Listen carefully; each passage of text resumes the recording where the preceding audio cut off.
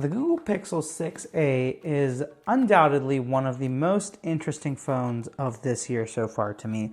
And that's because it's Google's version of a mid-range phone with as close to as flagship specs as they can get within this price point. So this phone retails for $450, and I'm very intrigued to figure out how much we can get for $450 in this day and age, because right now phones are extremely expensive. You're looking at honestly at least $1,000 for anything that's close to a flagship, and most flagships are bordering $1,200-1,300 when you get up in storage sizes and all that wonderful stuff.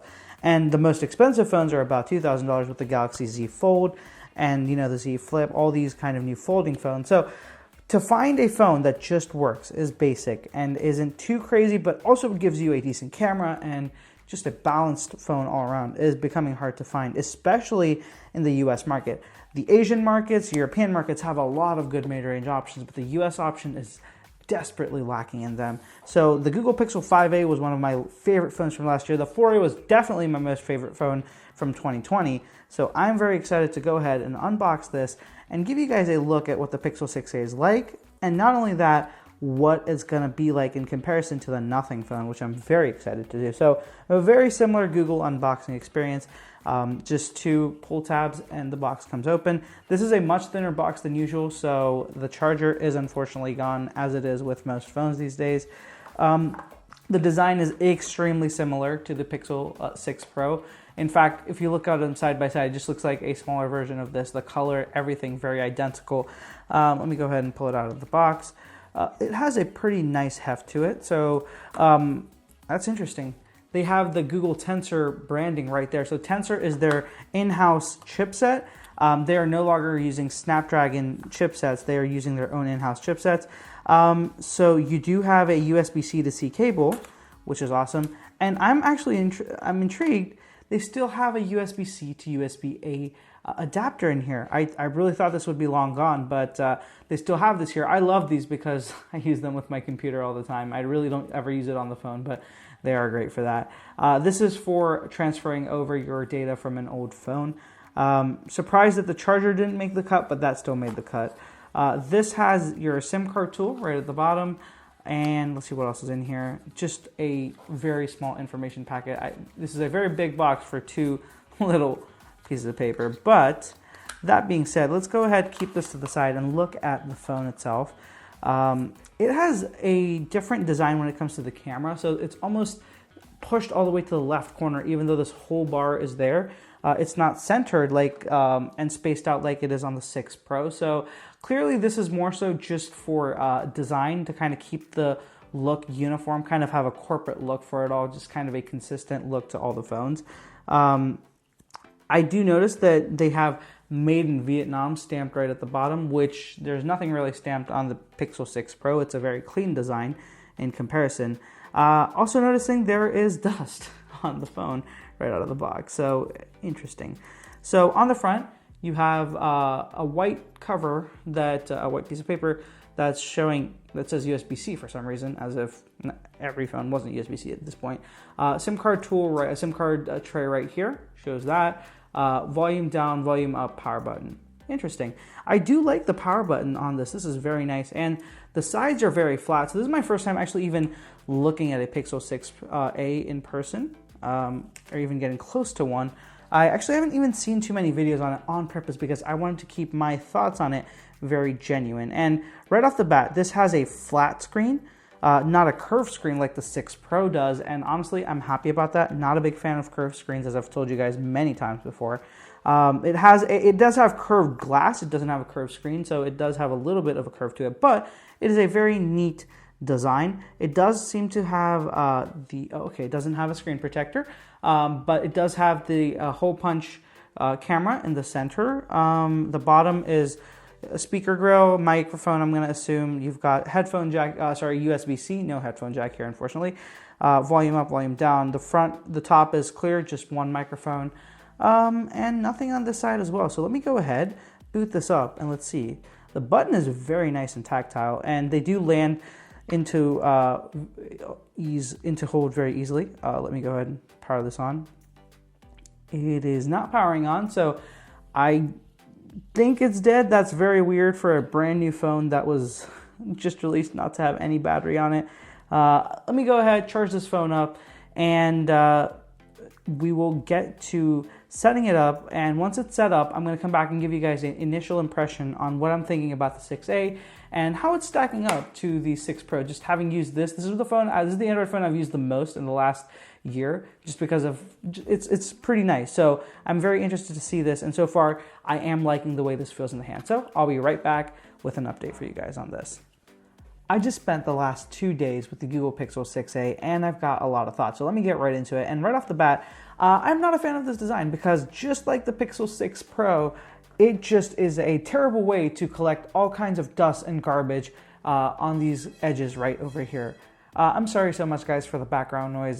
Just a lot of commotion going on. I can't really do much right now about that. But I just absolutely hate it because right on here and right here, the camera's not doing a good job of picking it up. But I promise you, this is just like a literal dust and lint trap. It picks up and traps everything, and it's very hard to clean it.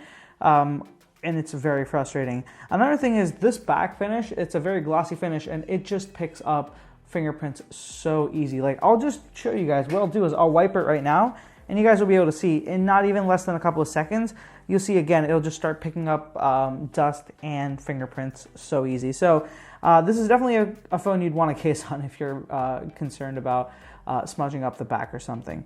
Let me talk about the design real quick. The design is very simple and very, very similar to the 6 Pro, but one of the few key changes is that you have a flat display. The 6 does have a flat display too, but this one has a smaller display, if I'm not wrong. I will have to look that up. I actually haven't used the 6, so I don't know where the sizing of that falls between the 6 Pro. But I'm gonna say it should fall right in the middle. So you guys can see there is a pretty decent size difference between the Pixel 6a and the 6 Pro.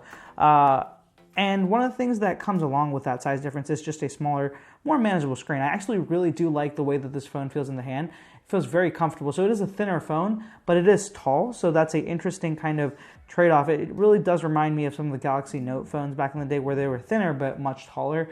I do like that compromise. It does feel very comfortable to use in the hand, and one-handed typing and use is just way more manageable, even though this is a 6.1 inch screen. The screen, let's talk about the screen. So the screen is a 6.1 inch OLED, as I said. It's got a 1080p resolution, but I think the biggest letdown of the screen is that it's locked in at 60 hertz. There's no 90 hertz, there's no 120 hertz. That's very disappointing, given that almost every phone now comes with 90 or 60, 120 hertz, especially anything that's above $400 or $500. So at $450, this is a pretty clear missing thing. And another thing I'm not a big fan of is the inconsistent bezels. Now, having thick bezels is not the issue. The inconsistent bezels is what bothers me. So the top and the bottom have different bezel sizes, so the bottom is much thicker. The sides are consistent, but they're not consistent with the top. So the top is a different size, the sides are different, and then the bottom is a different size. So a little bit annoying. It's not very symmetrical when it comes to the front, but I do have to say it's nice to have a flat display. It does have curved glass on the edge, but overall it is pretty nice. The other thing about this display is that it does look pretty good. It does get pretty bright. The only thing that I do want to do a little bit more testing on is just the way it's going to be. At least the colors and everything does look good, but initial impressions wise, I am happy with the display. Just a little bit disappointed that it doesn't have 60, any high refresh rate, not even 90 hertz.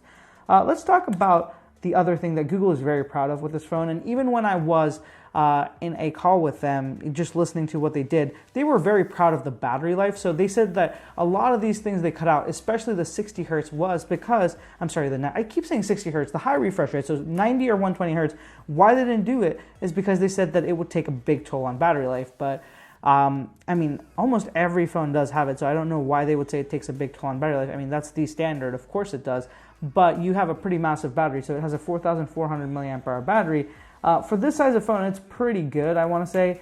The one thing is it is locked in at 18 watt fast charging. It doesn't have any higher than 18 watt, and there is no charger in the box, by the way, but at 18 watts, this is pretty slow compared to a lot of other Android phones. But as I will say, charging speeds, I really do think that about 18-20 watts is all you really need for realistic quick charge. And at 18 and 20 watts, I think that's a good compromise for not destroying your battery really quickly, but also having a decent charge speed. Let's talk about performance. So performance, even though this is, I keep saying it has a 60 hertz screen, it is a pretty nice screen and it is very responsive. So I haven't really felt like it's missing a lot when it comes to performance because of how smooth it is. And it does, the tensor chip is pretty nice. I will say though, there is a couple of areas where I do notice slowdowns, and I think one of the particular ones is when images are processing, it does take a second for it to show up. So let me just take a photo here, and you guys will see as I take the photo, it does kind of take a second to process. Now this was an easy photo, but when there's more complex photos with a little bit more going on, especially when the lighting situation is tricky, it does take a good 2 or 3 seconds to process. And as I know from experience, as you keep taking a lot of photos in quick succession, it will slow down and it will start to heat up really quick and chew through battery. So that is something I'm going to do a little bit more testing on, but initial impression, that is going to be something you want to keep an eye out for. And let's talk about something that this has that its biggest competitor to the Nothing phone doesn't have, which is an IP67 rating. On the back, you have 2 cameras, ultra wide and a wide angle, 12 megapixel cameras, and I have to say, the cameras are actually, on initial testing, I am not impressed with them at all. I don't know if there's some software glitch going on or something weird going on, but this is not a good looking camera so far. I am not impressed with the photos. I'm not going to put up any samples right now because I want to do a little bit more testing and figure out what's going on before I make my final verdict. But this is definitely not living up to be how I imagined a Google camera to come out to be. I will say this though, I do really like that the screen does have the display, the fingerprint scanner, in a very convenient location. I keep saying this all the time. Android phones have a tendency to put the under display fingerprint scanner all the way at the bottom, which is very inconvenient. Your thumb doesn't naturally lie there. Your thumb naturally lies somewhere right around here, and that's exactly where it is on the Pixel 6a, which is really, really nice. So that's something I do want to, I do like that Google does that. And I did skip this, but this phone does have an aluminum frame, so it does have this weird coating on it that almost makes it feel plastic, but it is aluminum. It's almost like the Pixel 2 was. If you guys remember, the Pixel 2 had this atrocious coating. Even though it was metal, it made it feel like it was plastic or a weird material. It's very similar to that. The back is plastic, so the back is not glass, which, again, I've said I do not mind at all. The finish is very much so glass-like, and it feels nice. And if it won't crack, all the better. I think that plastic backs don't have to be bad in particular. A well-finished, a well-done plastic back is not something that I'm going to knock a phone too much for. And as you guys can see, just over the last 2 minutes or 3 minutes I was talking, the phone is completely filled up with fingerprints on the back. So that's just bound to happen. And I also gave this, the software is stock Android, by the way, exactly the experience you get when you use the Pixel 6 Pro or 6a. So if you've used any of the Pixel phones of past, you're going to have a very consistent software experience. Very simple, very clean, no bloatware. It is a nice experience overall. I will say this, I do wish there were a couple of changes made to the software. I do think that the newest Android version did kind of mess things up a little bit here and there, but this isn't particular to this phone. It's just a general thing that I've been a little bit annoyed by. Then let's move on to the speakers. So this does have stereo speakers, one on the top and a bottom firing one, and they sound okay. I would say that at high volumes, it's not the greatest. I would definitely like it to be a little bit more clearer. There just isn't a lot of depth, the bass and everything. There is a little bit missing from it. But again, at the price point, it's something that I can forgive, but it does get loud enough. I don't think that most people would complain, especially if you're coming from a mid-range phone. It's just I'm spoiled because I've been using so many flagship phones that the quality of the speakers is something that I do notice. And I do use the speakers on my phone a lot. I do like to listen to music right from my phone. I do this in private, not in public. I'm not a crazy person, but yes, I do love to use the speakers of my phone. So that's something that I immediately noticed on the Pixel 6a, is that it was fine, but not something that I was extremely happy with. Definitely something you don't want to be playing extremely high volume music or like maxing out the volume on, because it's just not going to be the best experience in my experience right here. And as I said, you know, overall this phone seems to be nice, but given that it's $450 and it's got the Tensor chip, and by the way, I completely forgot to mention this, as I forgot to mention actually a lot of things in this video and keep coming back to, this has 6 gigs of RAM, and that's the only option you have. You have 128 gig of storage and 6 gigs of RAM. There's no more extra storage options. There's no extra RAM options.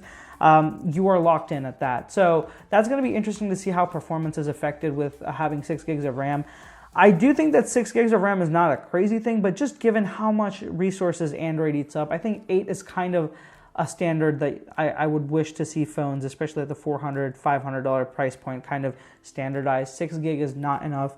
I'd say 8 is where they should be at. More than that is overkill, but I think at least 8 is where they should be at, just because when it comes to aging out, having 6 gigs of RAM is definitely going to be the immediate point that you'll start to notice where multitasking will become a little bit problematic. So that is my initial impression on the Pixel 6a. If you're interested in buying this phone, I would say give me a little bit more time to test it. I'm not going to say right off the bat that you should go ahead and go out and buy this phone, because I think there's a lot that needs to be tested and further explored on this device. So I'm not going to give you an instant recommendation to go buy it, but I think that this does have potential. I'm just not sure, given, you know, the pricing of the Pixel 6, if the 6a really does make sense, and the compromises it makes, I'm just not sure if it's there yet. So that's it for the Google Pixel 6a, guys. A lot more content on the 6a coming up, as well as the comparison to the Nothing phone. That's going to be very interesting. There is a lot these phones actually have in common, but they do approach things very differently. So I'm very excited to put these phones head to head and give you guys a nice comparison of what you're looking at in this $400 to $500 range. And if you have any questions, guys, about the Pixel 6a that you'd like me to address in the future videos, let me know down in the comments below. And if you've been using a Google Pixel 6 or a 6 Pro, let me know what your experience has been over the last year, because I've been using the 6 Pro for a while, and I am pretty happy with the way it's been going. So I would love to hear some more thoughts from you Pixel users out there. If you haven't already, be sure to follow me on social media. I'll have all the handles right here on the screen, and of course, linked down in the description below. If you want to check out the Google Pixel or any other products that I use on this channel, I'll have them all linked down in the description below. I love it when you guys use those links because it does help the channel grow. Thank you so much for watching, guys. I will catch you in the next one.